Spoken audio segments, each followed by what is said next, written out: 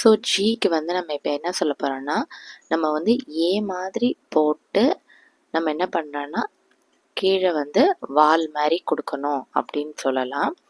So ஏவையே வந்து நீங்கள் என்ன சொல்லணும், சீக்கவு மாதிரி சொல்லி ஏ மாதிரி போட்டு இப்போது அந்த வாலை வந்து இப்படி போடாமல் கீழே இருக்கிற ரெட் லைனுக்கு போயிட்டு கொஞ்சம் வளைக்கணும் அப்படின்னு சொன்னீங்கன்னா அவங்க வந்து கரெக்டாக போடுவாங்க. ஸோ ஃபஸ்ட்டு அவங்களுக்கு வந்து நீங்கள் இந்த ஜியை வந்து எந்த அளவுக்கு பிரித்து சொல்லலான்னு பார்த்தீங்கன்னா, சி கர்வ் ஏ, அதுக்கப்புறம் கீழே வால் போயிட்டு இப்படி தொங்கணும். அதாவது ஏக்கு வந்து முன்னாடி இருக்கும் வால், இப்படி இருக்கும், முன்னாடி ஃப்ரண்ட்டில் இருக்கும், இது வந்து பின்னாடி இருக்கும் அப்படியே நீங்கள் சொல்லிங்கன்னா அவங்க வந்து கேட்சப் பண்ணிப்பாங்க.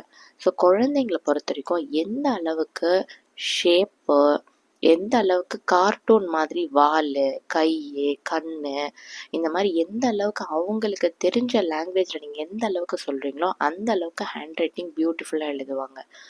ஸோ அவங்களுக்கு வந்து சொல்லி புரிய வச்சிட்டிங்கன்னா போதும், அவங்க வந்து கிராஸ் பண்ணிப்பாங்க. ஸோ இப்போ பாருங்கள், அடுத்ததெல்லாம் அவங்களே எழுத ஆரம்பிச்சிடுவாங்க.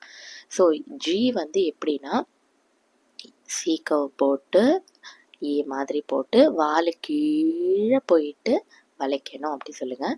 ஸோ இப்போ பாருங்கள், இந்த ஜி வந்து இதோட வால் கொஞ்சம் கோணலாக இருக்குது, பட் ஷேப் ஓகே தான், அதனால் நான் விட்டுட்டேன். திருப்பியும் இதே ஷேப் போட்டாங்கன்னா அழிச்சிருங்க. ஸோ வந்து இப்போ பாருங்கள், அவங்க பொறுமையாக போடுறாங்க. ஸோ இப்போ பாருங்கள், இது வி மாதிரி கீழே போய் வி மாதிரி போட்டாங்க. ஸோ இப்போ நான் வந்து கொஞ்சம் சரியில்லை, அப்போது வந்து நம்ம திருப்பியும் அழிச்சிட்டு நம்ம எழுத வைக்க போகிறோம். பிகாஸ் ரெண்டு நல்லா இருக்குது, இதையும் நம்ம விட்டுட்டோம் ஓகேன்னாங்கன்னா அவங்க அடுத்தது ரொம்ப மோசமாக போடுவாங்க. ஸோ அடுத்தது கொஞ்சம் ஜி மாதிரியே போட்டோன்னா அதை நம்ம வந்து பண்ண தேவையில்லை. பாருங்கள், இப்போ நான் சொல்லி கொடுக்காமலே மேலே இருக்கிற லெட்டரை பார்த்து அவங்களே எழுதுகிறாங்க.